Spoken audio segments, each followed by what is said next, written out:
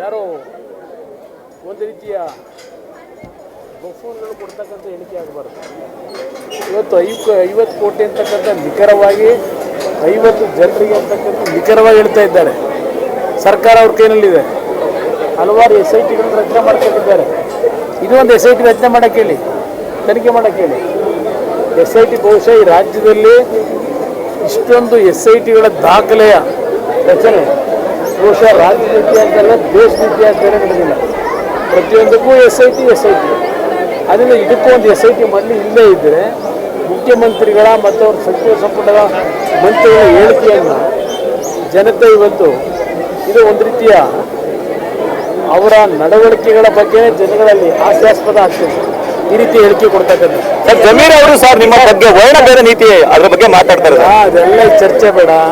23 ಕಳೀಲಿ, 23 ಚರ್ಚೆ ಮಾಡಿ ಕುಳ್ಳ ಅಂತ ಕರೆದಿದ್ವಿ ಅಂತ ಹೇಳಿ ಅವ್ರು ಮಾತಾಡ್ತಾರೆ. ಯಾವಾಗ ಅವ್ರು ಹೇಳ್ತಾರೆ ಸರ್ ಅದು ಆ ತಾಯಿ ಮುಂದೆ ನಿಂತಿದ್ದೇನೆ. ಒಂದು ಬಾರಿ ನಮ್ಮ ಈಗಿನ ವಿಧಾನ ಪರಿಷತ್ತಿನ ಸ್ಪೀಕರ್ ನನ್ನನ್ನು ಕುಮಾರ ಅಂತ ಸಂಬೋಧನೆ ಮಾಡಿದ್ರು. ಆಗ ಅವ್ರನ್ನ ಹೊಡಿಲಿಕ್ಕೆ ಹೋದಂಥ ಗಿರಾಕಿ ನಾನು ಕರಿಯ ಅನ್ನಿಸ್ಕೊಂಡು ಇವ್ರ ಜೊತೆ ಕುಳ್ಳ ಅಂದ್ಕೊಂಡು ಏನು ಇದು ಮಾಡಲಿಕ್ಕೆ ಏನು ಆ ರೀತಿಯ ಒಂದು ವಾತಾವರಣದಲ್ಲಿ ಬಂದಿರೋವನ್ನ. ಇಲ್ಲಿ ಈ ಪ್ರಶ್ನೆ ಇದೆಯಲ್ಲ, ಅವರ ಮಾತುಗಳು ಅದು ಅವ್ರ ಸಂಸ್ಕೃತಿ ತೋರಿಸುತ್ತೆ, ಸಂಸ್ಕೃತಿಯನ್ನು ತೋರಿಸುತ್ತೆ. ಈ ಸರ್ಕಾರಕ್ಕೆ ಏನಾದ್ರು ಮಾನ ಮರ್ಯಾದೆ ಇದ್ದರೆ ಅವ್ರು ಹೇಳಿದ್ರಲ್ಲ, ಅವರಿಬ್ಬರು ಭಾಳ ಆತ್ಮೀಯರು. ಆತ್ಮೀಯತೆ ಇದಕ್ಕೆಲ್ಲ ರಾಜಕೀಯವಾಗಿದ್ದಿದ್ದು, ಈ ರೀತಿಯ ಹೇಳಿಕೆಗಳಿಗೆಲ್ಲ ಇದ್ದಿದ್ದು. ಅವ್ರು ಯಾವ ರೀತಿ ಡಿಫೆಂಡ್ ಮಾಡ್ಕೊಂಡಿದ್ದಾರೆ ಮಂತ್ರಿಗಳು ನೋಡಿದ್ದೇನೆ. ಮುಖ್ಯಮಂತ್ರಿಗಳು ಮತ್ತು ಉಪಮುಖ್ಯಮಂತ್ರಿ ಎಲ್ಲ ಯಾವ ರೀತಿ ಗೃಹ ಸಚಿವರು ಯಾವ ರೀತಿ ಇವತ್ತು ಡಿಫೆಂಡ್ ಮಾಡ್ಕೊಂಡಿದ್ದಾರೆ. ಅವ್ರಿಗೇನಾದರೂ ಮಾನ ಮರ್ಯಾದೆ ಇದ್ದರೆ ಎಂತೆಂಥ ಕೇಸ್ಗಳಲ್ಲಿ ಕೇಸ್ ಹಾಕಿದ್ರು, ಅಮಾಯಕರ ಮೇಲೆ ಕೇಸ್ ಹಾಕಿ ಜೈಲಿಗೆ ಕಳಿಸ್ತಾರೆ. ಇಂಥ ಹೇಳಿಕೆಗಳಿಗೆ ಈ ಸರ್ಕಾರಕ್ಕೆ ಏನಾದರೂ ಮಾನ ಮರ್ಯಾದೆ ಇದೆಯಾ? ಈ ರೀತಿಯ ಸಂಸ್ಕೃತಿ ಇರ್ತಕ್ಕಂಥ ಈ ಸರ್ಕಾರ ನಾಗರಿಕ ಸರ್ಕಾರ ಅಂತ ಕರಿತೀರ. ದೇವೇಗೌಡರು ಗೌರವಭಂಗ ಮಾಡ್ತಾರೆ. ಗೌರವಭಂಗ ಅಂದರೆ ತಪ್ಪೇನಿದೆ? ಏನದು ಇದು ವರ್ಣ ಅದು ಗೌರವಭಂಗ ಅಂತಕ್ಕಂಥದ್ದು, ಸೊಕ್ಕುಪುರಿತೀನಿ ಅಂತಕ್ಕಂಥದ್ದು ಅದೇನು ಇದರ ವರ್ಣ ಅದು?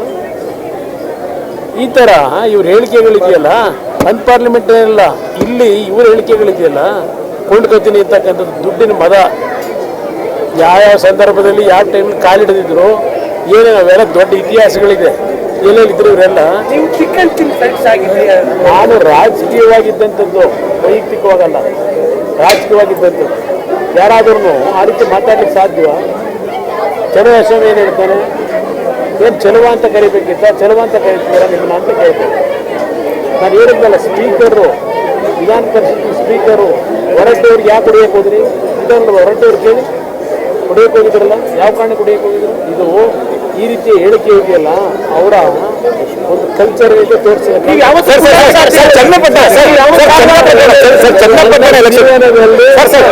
ಎಂದೂ ಸಹ ಆ ಪದಬಳಕೆ ನನ್ನಿಂದಲೂ ಆಗಿಲ್ಲ, ಅವರಿಂದಲೂ ಆಗಿಲ್ಲ. ಅವರು ನಾನು ಕೊಟ್ಟಂತ ಏನು ಒಂದು ಇದು ನೋಡಬೇಕಾದ ಗೌರವ ಮರ್ಯಾದೆ ಏನು ಆ ಮರ್ಯಾದೆ ಊಹೆ ಮಾಡೋಕ್ಕಾಗಲ್ಲ.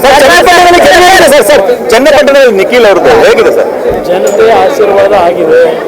ಯಾವುದೇ ರೀತಿಯ ಸಮಸ್ಯೆ ಇಲ್ಲದೆ ಉತ್ತಮ ಒಂದು ರೀತಿಯಲ್ಲಿ